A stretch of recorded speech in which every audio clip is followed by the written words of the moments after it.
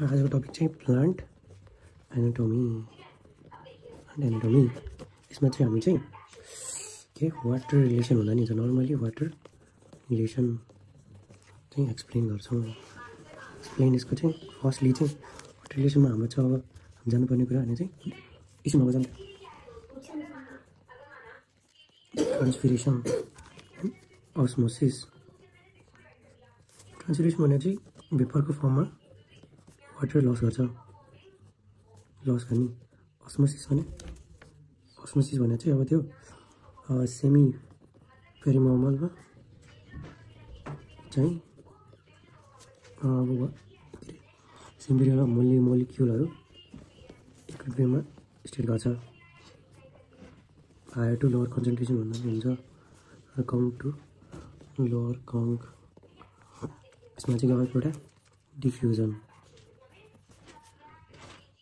Particle move with higher concentration to lower concentration।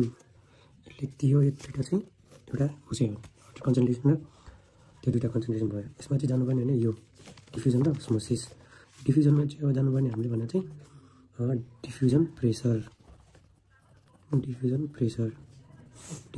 भन्ने चाहिँ tendency of moving area of higher concentration to higher count to lower। Example दियो भने चाहिँ pure water भने चाहिँ higher concentration भयो, अनि लोवर भने चाहिँ अब सल्युटेड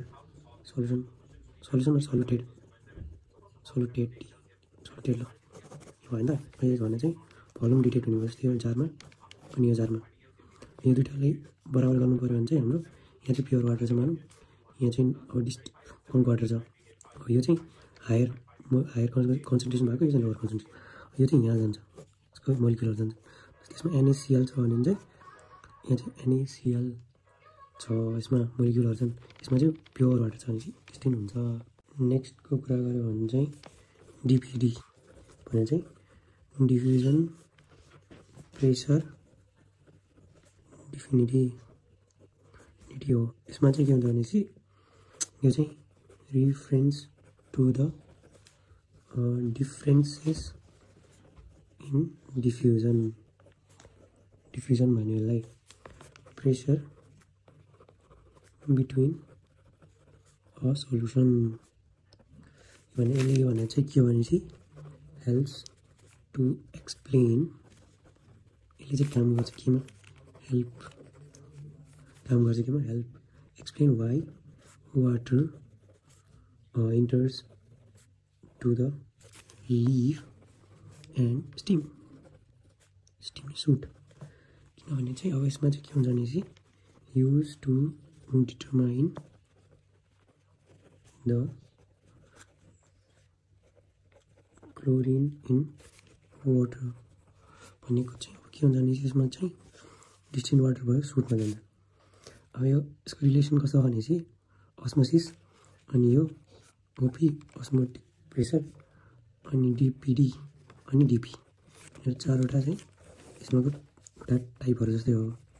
तर ओपीको कुरा गर्नु पऱ्यो भने चाहिँ अस्मोटिक प्रेसरको कुरा गर्नु पऱ्यो भने यो चाहिँ के हुन्छ भनेपछि डिपिडी इन्फ्लुएन्स बाई ओपी। डिपिडी चाहिँ केबाट इन्फ्लुएन्स भयो भने चाहिँ ओपीबाट, योबाट चाहिँ डिपिडी इन्फ्लुएन्स भयो।